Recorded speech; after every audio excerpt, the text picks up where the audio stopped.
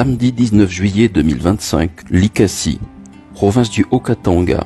Nous sommes précisément sur le site de Ditengwa, dans le groupement des Mikombi, territoire de Kambove. Aujourd'hui sera lancé officiellement les travaux de construction de la centrale solaire d'une capacité de 133 MW dans le cadre du projet porté par West African Power, EAP en acronyme, et son partenaire congolais, le groupe IUC, à travers la société Financing Access DRC. La délégation était composée de M. Dan Klink, CEO de West African Power, M. Vani Bishweka, PDG du groupe IUC, Mme Atozola, vice-présidente de la Chambre de commerce Canada-Afrique, et M. Bienfait Lunda, directeur général des Beachwood SARL. L'équipe a été accueillie chaleureusement par le chef de localité de Ditengwa et Mikombi, accompagné du chef des terres, ainsi que des représentants de la sécurité locale, ceux de la police et de l'armée. Le chef a exprimé ses remerciements pour ce projet porteur de transformation dans son village et toute la province éventuellement. Il a également promis de collaborer avec l'équipe pour identifier l'espace destiné à la construction des infrastructures communautaires prévues pour les riverains, à savoir des écoles, des centres de santé et des centres commerciaux. Avant l'entrée sur le site, une réunion s'est tenue avec les autorités coutumières, suivie de la bénédiction traditionnelle du chef de terre, marquant ainsi le soutien des communautés locales.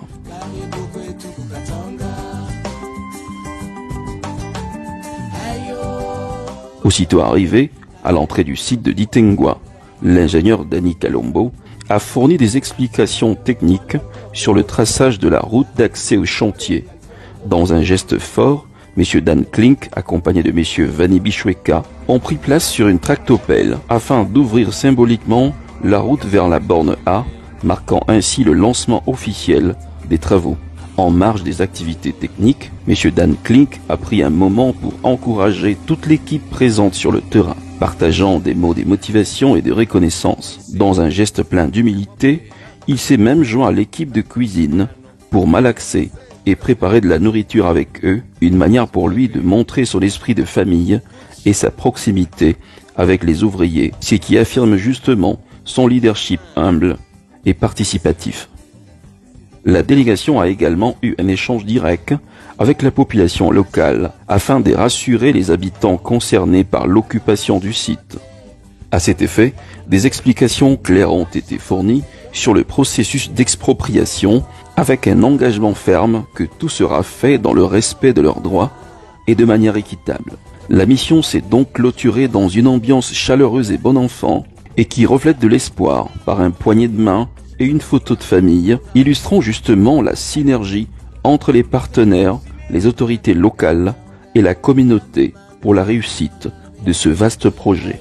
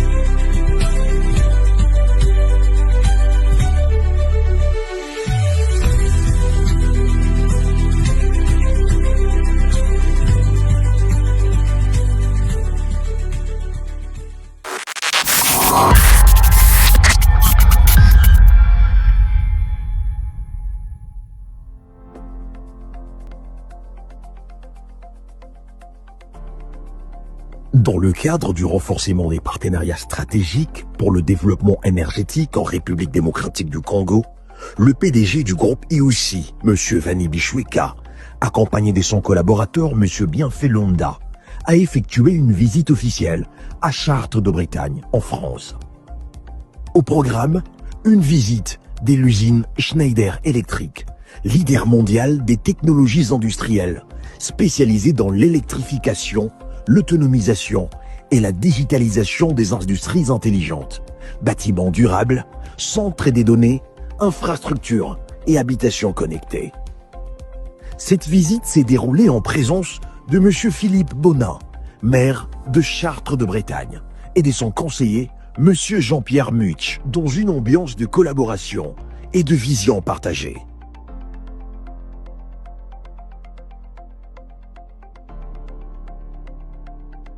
M. Henri Boyer, directeur général de la région Europe de Schneider Electric, a personnellement conduit la délégation congolaise à travers l'usine. Avec une réunion de travail axée sur l'électrification durable de la RDC et les perspectives d'un partenariat avec le groupe IOC.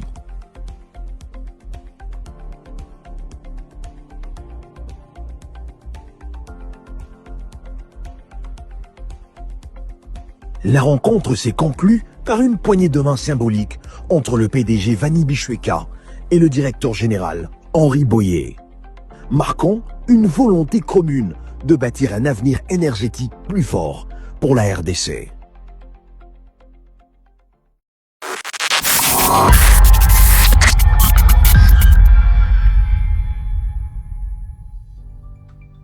En septembre 2023, Son Excellence Madame Judith Suminwa Tuluka, Première ministre de la République démocratique du Congo, a effectué une visite officielle à Toronto et Ottawa sur invitation de la Chambre de commerce Canada-Afrique dans le cadre du forum économique placé sous le thème Accelerating Africa. Cette mission stratégique vise à attirer les investisseurs canadiens vers la RDC, à présenter les opportunités dans les secteurs prioritaires du pays, notamment l'énergie, les infrastructures, la transition écologique et les industries stratégiques, et à établir une nouvelle dynamique de partenariat économique durable. Lors de son allocution, la Première ministre a lancé un appel direct aux investisseurs en leur présentant la RDC comme une terre d'opportunités, engagée dans une politique de réforme et de stabilité, et résolument tournée vers le développement durable. Mesdames et messieurs, le vœu des peuples africains et même de l'humanité tout entière est de voir s'intensifier et se densifier les partenariats à travers le monde autour de grands projets qui cristallisent le développement intégral. La République démocratique du Congo n'en demeure pas moins le bénéficiaire et appelle les partenaires canadiens à venir investir dans un partenariat gagnant-gagnant dans tous les domaines. Parmi les premiers à répondre à cet appel, M. Dan Klink, CEO de la société African Power Canada. Il a décidé d'investir en République démocratique du Congo dans le domaine de l'énergie solaire, en partenariat avec M. Vanni Bichweka, président directeur général du groupe IOC, à travers la société Financing Access RDC. À l'issue d'une étude de faisabilité, African Power Canada, en collaboration avec le groupe IOC, a lancé le plus grand projet de centrale solaire d'Afrique centrale, d'une capacité totale des 266 MW, qui sera implanté dans les provinces du Haut-Katanga et du Lualaba. Pour M. Bienfait Londa, directeur général de Beachworld et partenaire du groupe IOC, ce projet, soutenu par la Banque mondiale, s'inscrit dans une vision intégrée du développement, avec également la construction d'un hôpital, d'une école et un plan d'insertion communautaire et de création d'emplois locaux. Il symbolise l'excellence d'un partenariat stratégique RDC-Canada, fondé sur la conscience, le développement durable et l'impact social.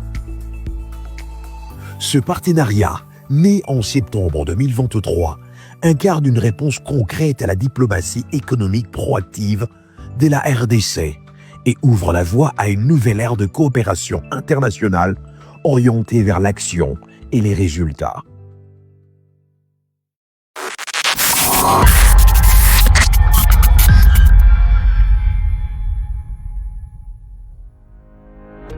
East African Power et son partenaire Financing Access RDC poursuivent l'exécution du projet énergétique de construction d'une centrale solaire dont la capacité atteint les 266 MW afin d'améliorer l'accès régulier à l'énergie en RDC et participer activement au développement.